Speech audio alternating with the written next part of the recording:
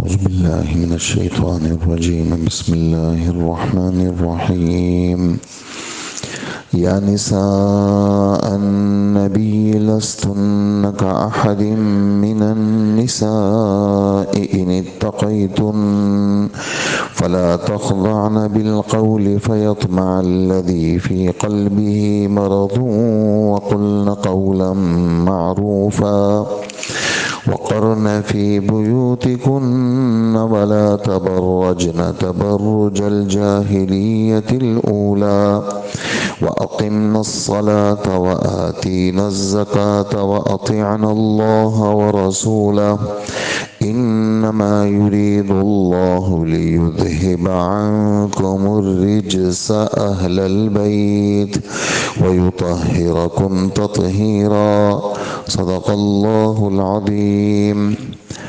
22واں پارہ شروع ہو چکا ہے، اس کا پہلا صفحہ ہے اور 22ویں پارے کی دوسری تیسری آیت ہے اور سورہ احزاب کی 32 اور 33ویں آیت وہ آپ حضرات نے سنی۔ یہ ازواج مطہرات رضوان اللہ علیہن اجمعین ان کی ہدایات کا سلسلہ چل رہا ہے، جس میں ہم مردوں کے لیے بھی اور ہماری عورتوں کے لیے اور قیامت تک کی تمام خواتین کے لیے، مردوں کے لیے، سب کے لیے ہدایات کا بیان ہے۔ پچھلی آیتوں میں آپ حضرات سنتے ہوئے آ رہے ہیں کہ ازواج مطہرات کو اور امت کے تمام لوگوں کو منع کیا کہ ہر ایسی حرکت جس سے اللہ کے رسول کو تکلیف ہو اور وہ کر نہ سکے، ایسی چیزوں سے اپنی حفاظت تمہارے ذمے ضروری ہے۔ اور اس میں جیسے خرچے کا مطالبہ تھا، اس پر 1 مہینہ اللہ کے رسول صلی اللہ علیہ وسلم کی طرف سے ناراضگی، وہ ساری باتیں آپ حضرات نے سنی۔ تو اسی میں جو آج کا ہمارا درس ہے اس میں کچھ ہدایات مل رہی ہیں۔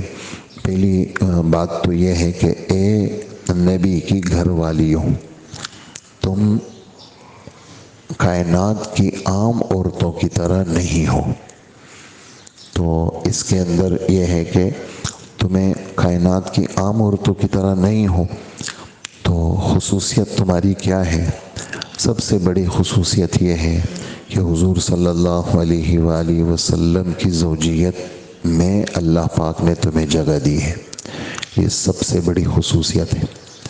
اور اس سے یعنی خصوصیت تو اپنی جگہ پہ ہے، لیکن اس کا یہ مطلب لینا کہ اللہ کے رسول کی جو بیویاں ہیں وہ پہلے دن کی خاتون سے لے کر آخری دن کی تمام خواتین سب سے افضل ہیں، تو یہ بات ذرا تھوڑی سی تفصیل طلب ہے۔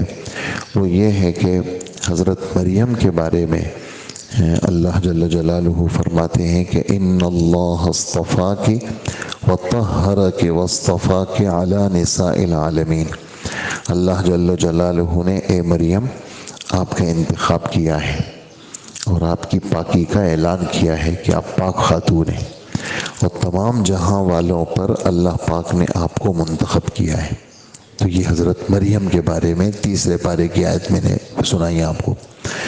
اور ایک حدیث حضرت انس رضی اللہ عنہ کی ترمذی شریف میں ہے کہ حضور صلی اللہ علیہ وآلہ وسلم فرماتے ہیں کہ اللہ پاک نے حضرت مریم کو، حضرت خدیجہ کو، حضرت فاطمہ کو اور فرعون کی بیوی آسیہ کو یہ اللہ پاک نے فضیلت دی ہے، فوقیت دی ہے۔ تو ان آیت اور اس حدیث سے یہ والی بات سمجھ میں آتی ہے کہ صرف ازواج مطہرات کے لیے خصوصیت نہیں ہے، بلکہ باقی یہ والی خواتین بھی اس میں شامل ہیں۔ اس میں اسی طرح احادیث مبارکہ میں حضرت عائشہ رضی اللہ عنہا کے بارے میں بھی کافی ساری ان کی فضیلت، ان کی بڑائی کا بھی ذکر ہے۔ تو یہ والی خواتین کہ اللہ کے رسول کی جو بیویاں ہیں، ان کو جو فضیلت حاصل ہے وہ حضرت مریم پہ حاصل نہیں ہے۔ حضرت مریم کی بہرحال فضیلت ہے اس حوالے سے کہ حضرت نبی کی والدہ ہے اور یہ ان کی فوقیت ہے۔ اور اسی طرح حضرت خدیجہ کی فوقیت کہ اللہ کے رسول کی پہلی بیوی تھی، اللہ کے رسول کی ساری اولاد ان سے تھی، اور اللہ کے رسول کو ایک طرح سے تسلی دینا، اللہ کے رسول صلی اللہ علیہ وسلم کا ساتھ دینا بہت زیادہ حضرت خدیجہ کی آپ بہت تعریف کرتے تھے۔ اسی طرح بیٹیاں تو آپ کی 4 تھیں، لیکن فاطمہ سے الگ محبت تھی آپ کو، فاطمہ وہ سے الگ محبت تھی، الگ تعلق تھا، الگ حدیث میں جو ذکر آتا ہے وہ۔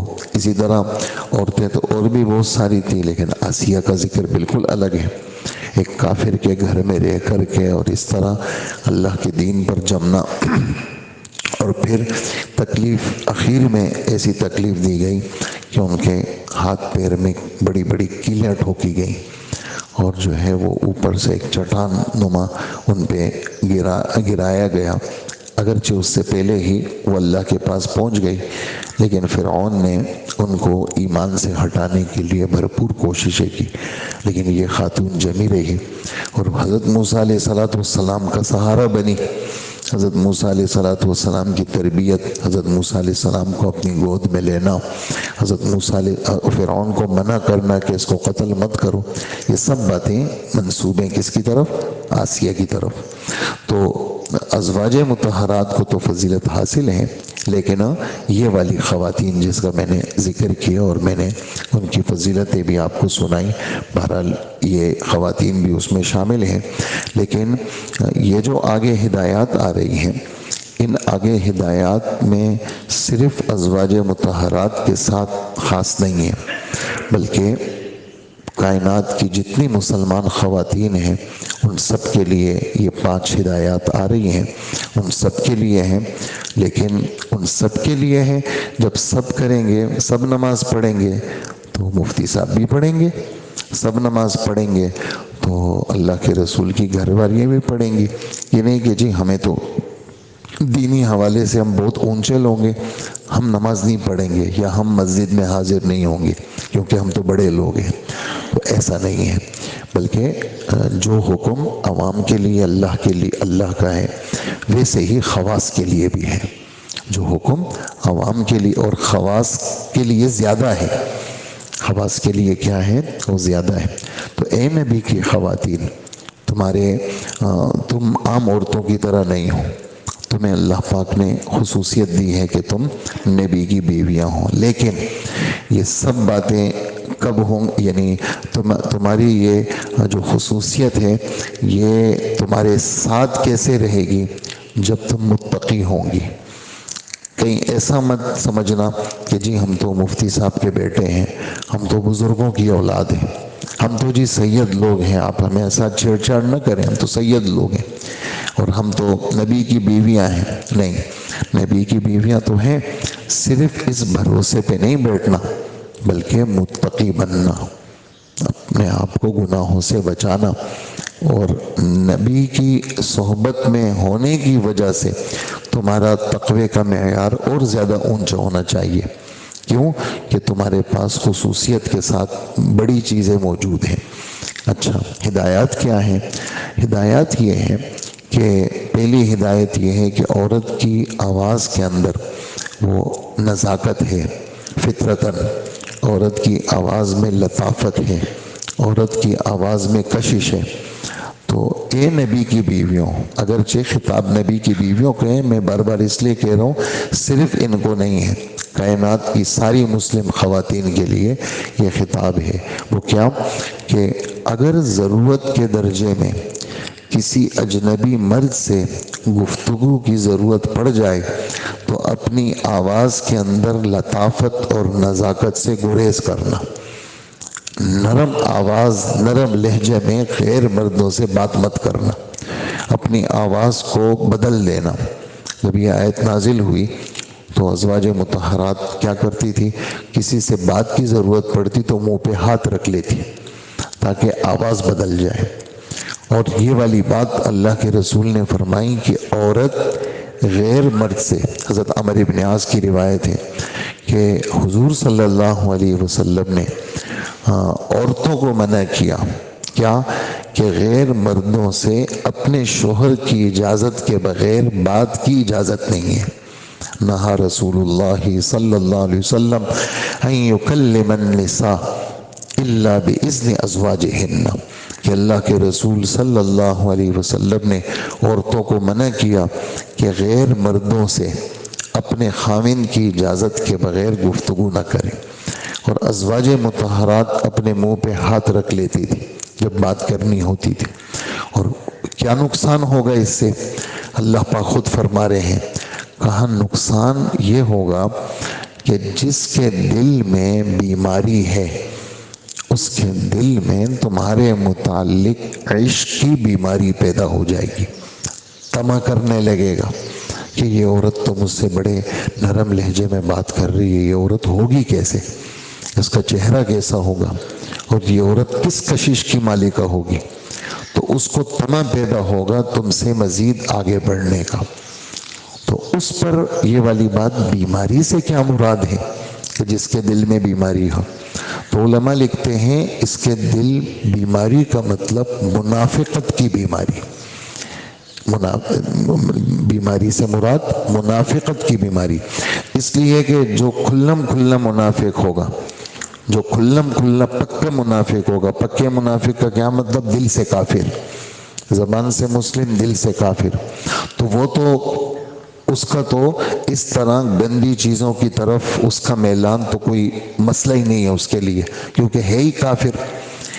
اور اگر نفاق سے مراد کیا ہے کہ یعنی ضعیف الایمان، وہ کمزور ایمان والا آدمی، جو آدمی حرام کی طرف مائل ہو جاتا ہے، اس لیے کہ جس آدمی کا دل، یہ جملہ بہت قیمتی ہے، تفسیر مظہری کا جملہ ہے اور مفتی شفیع صاحب نے معارف القرآن میں لکھا ہے کہ جس آدمی کا دل ایمان کی کمزوری کے ملاوٹ سے پاک ہو، جس آدمی کا دل ایمان کی کمزوری کی ملاوٹ سے پاک ہو، جس آدمی کا دل ایمان کی کمزوری کے ملاوٹ سے پاک ہو، وہ حرام کی طرف مائل نہیں ہوتا، اور جس آدمی کا دل ایمان کی کمزوری کے ساتھ جڑا ہوا ہو وہ حرام کی طرف مائل ہو جاتا ہے۔ اور فرمایا یہ ضعف ایمان یہ منافقت کا شعبہ ہے، ضعف ایمان یہ منافقت کا شعبہ ہے، تو ہم میں سے کوئی بھی اس میں خارج نہیں ہے، ہم سب جو ہے ہماری طبیعتوں میں میلان، اور میلان کیا؟ ارتکاب۔ تو اس لیے آدمی کو اللہ جل جلالہ سے، یعنی منافقت، خالص منافق اللہ ہمیں کبھی نہ بنائے، لیکن جو عملی منافقت ہے، عملی منافقت ہے جس میں ہماری طبیعتوں کے اندر ایسی ملاوٹ ہے کہ ہم حرام کا موقع لگتے ہی حرام کی طرف جاتے ہیں، حرام کا موقع لگتے ہی اور اس کو برا بھی نہیں سمجھتے، اور مخلوقات کو دیکھتے ہیں، وہ کہتے ہیں جب سب ایسے ہی کر رہے ہیں یار، جب ان کو کچھ نہیں ہوتا ہمیں بھی کچھ نہیں ہوتا۔ لیکن دنیا کیا ہے؟ دنیا دارالاسباب ہے، دارالجزا نہیں ہے، سب چیزیں یہاں نہیں ہوتی، بلکہ ایک دن حساب کا مقرر ہے، اس میں ایک ایک جز کا حساب ہوگا اور ایک ایک چیز سامنے آئے گی۔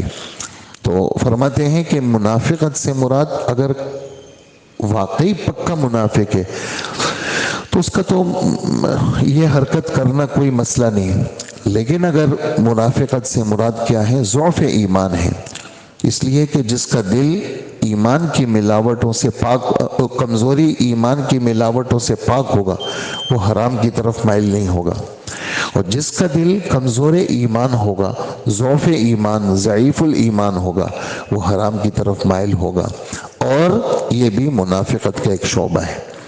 تو ارشاد فرمایا کہ نبی کی بیویوں تم نے ایسی حرکت نہیں کرنی، تو صرف نبی کی بیویاں نہیں، کائنات کی ساری عورتوں کے لیے یہ حکم ہے۔ کہیں ایسا نہ ہو کہ نبی کی بیویاں یہ سمجھے ہم تو امت کی مائیں ہیں، ہمارے لیے تو ماں کا کیا پردہ، لہٰذا ہم تو ایسا کریں گی، نہیں، ماں کو زیادہ پردے کا خیال رکھنا چاہیے۔ تو تو جب اس درجے کی خاتون جو نبی کی بیوی ہے، اس درجے کی خاتون کو جب یہ حکم ہے تو عام خواتین ان کو لازماً یہ حکم ہے کہ کہیں ایسا نہ ہو معاملات کچھ سے کچھ نہ ہو جائے۔ اللہ ہمیں عمل کی توفیق عطا فرمائے۔ ایک بات تو یہ ہوئی، اور پھر فرمایا کہ یعنی نزاکت والی گفتگو نہیں کرنا، آواز بدل کے گفتگو کرنا، تھوڑا سا لہجہ بدل کر کے، کھردرا لہجہ کر کے، لیکن بدتمیزی بھی نہیں کرنی۔ کوئی بات ہے، کوئی کرنی ہے تو بدتمیزی بھی نہیں کرنی، اپنے آپ کو بدتمیزی سے بھی بچانا ہے۔ تو اگلا ٹکڑا فرما دیا کہ دستور کے مطابق صحیح انداز سے کیا کرنا، تم نے گفتگو کرنی ہے، تم نے اس کا خیال رکھنا ہے۔ یہ تو ایک ہدایت ہوگی۔ دوسری ہدایت یہ فرما رہے ہیں کہ اپنے گھروں کے اندر ایک خواتین، نبی کی بیویوں کو تو خصوصیت کے ساتھ، باقی قیامت تک کی جتنی خواتین ہیں ان سب کو یہ حکم ہے کہ اپنے گھروں میں بیٹھی رہو۔ اور جس طرح پرانی جاہلیت کے اندر بن ٹن کے زینت کے ساتھ تم لوگ نکلا کرتی تھی، اب اسلام آ گیا ہے، اب بغیر ضرورت کے بن ٹن کے نکلنے کی تمہیں اجازت نہیں ہے۔ یہ دوسری ہدایت ہے۔ اور اگرچہ خصوصیت کے ساتھ ازواج کا ذکر چل رہا ہے، لیکن کائنات کی ساری خواتین وہ اس میں شامل ہیں۔ اور اس کے اندر یہ والی بات ذہن میں رکھیں کہ ضرورت کے درجے میں گھروں سے نکلنے کی خود شریعت نے اجازت دی ہے۔ صحیح مسلم کی روایت ہے، حضرت عمر رضی اللہ عنہ نے آ کر اللہ کے رسول کو کہا کہ اللہ کے رسول، ہر قسم کے لوگ ہیں مدینہ منورہ میں، منافق بھی ہیں اور دوسرے مشرکین بھی رہتے ہیں، تو میرا دل یہ چاہتا ہے کہ یہ ازواج مطہرات وہ گھروں سے نہ نکلا کریں۔ حالانکہ گھروں سے نکلنا اس زمانے میں بیت الخلاؤں کا سسٹم بھی گھروں میں نہیں تھا، وہ تو باہر صحراؤں کی طرف خواتین جاتی تھی۔ تو خیر آپ صلی اللہ علیہ وآلہ وسلم خاموش ہو گئے، حضرت عمر کو جواب نہیں دیا، لیکن اللہ کا حکم آ گیا اور فرمایا کہ تم عورتوں کو اپنی ضرورت کے لیے نکلنے کی شریعت نے اجازت دے دی ہے۔ تو ضرورت کے مواقع وہ کیا ہیں؟ مستثنیٰ ہیں۔ اور خود اللہ کے رسول صلی اللہ علیہ وسلم اسفار کے اندر، جو اللہ کے راستے کے اسفار ہوتے تھے، اپنی ازواج مطہرات کو اللہ کے رسول ساتھ لے جاتے تھے۔ ایسے ہی جب اللہ کے رسول نے حج کیا تو اس حج کے موقع پر تمام ازواج مطہرات وہ اللہ کے رسول کے ساتھ تھی۔ اور حج کے بعد صرف یعنی آپ کی وفات کے بعد صرف حضرت سودا اور حضرت زینب بنت جحش رضی اللہ عنہما، یہ دو کے علاوہ باقی تمام جو ازواج تھی وہ آپ کے بعد حج پہ، عمرے پہ جاتی تھی۔ اور حضرت عمر رضی اللہ عنہ امہات المومنین کے لیے ترتیب بناتے تھے۔ حضرت عثمان حضرت عبد الرحمن ابن عوف کو نگران بناتے تھے، اور ان کی نگرانی میں یہ ازواج مطہرات وہ حج پہ جاتی تھی۔ یعنی ضرورت کے مواقع وہ اس سے مستثنیٰ ہیں۔ اور حج کے موقع پر حضرت عائشہ کیوں جاتی تھی کہ اللہ کے رسول کے علوم کا خزانہ وہ حضرت عائشہ کے پاس تھا، 2210 حدیثوں کی روایت کرنے والی اور قرآن و حدیث کی اعلیٰ قسم کی سمجھ رکھنے والی۔ تو یہ جاتی تھی تو وہاں پردے میں بیٹھ کر کے بہت بڑا مجمع حضرت عائشہ رضی اللہ تعالی عنہ سے فائدہ اٹھاتا تھا۔ تو اس طرح اللہ کے رسول کے بعد یہ ضرورت والی جگہ کیا ہے؟ مستثنیٰ ہیں۔ لیکن اس میں اس بات کا خیال رکھنا ضروری ہے کہ آگے پوری تفصیل پردے کے بیان کی کافی آگے آ رہی ہے اور پورے اس کی تفصیلات ہیں۔ موٹی بات اس کے اندر یہ ہے کہ گھر سے نکلنے کے وقت میں آگے ہدایت آ رہی ہے، پورا برقع پہنے اور بڑی چادر پہنے، اور یعنی اپنے آپ کو یعنی عورت کے جو زینت کی چیزیں ہیں ان زینت کی جگہوں کو غیر مردوں سے مخفی رکھیں۔ اور یہ والا حکم آپ کے سامنے ابھی آ گیا کہ پہلی جاہلیت کی طرح بن ٹن کے مت نکلو۔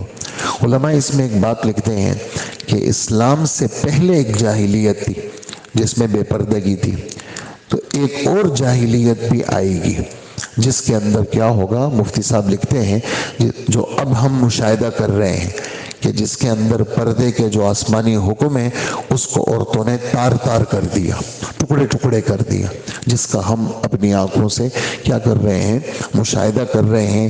یہ کیا ہے، جاہلیت ثانیہ ہے۔ ایک پہلی جاہلیت ہے جو اسلام سے پہلے تھی، اب یہ کیا ہے، یہ جاہلیت ثانیہ ہے جو عورتیں اس طرح گھروں سے نکلتی ہیں۔ خیر، یہ دوسری ہدایت کا خلاصہ یہ ہے کہ گھروں میں قرار رکھنا یہ سب سے افضل ہے عورت کے لیے، لیکن انتہا درجے کی جو ضرورت ہے وہ اس سے مستثنیٰ ہے، اور وہ پابندی اور شرائط کے ساتھ ہے کہ کسی غیر محرم کی نظر ہماری خواتین کے اوپر وہ اس طرح نہ پڑے۔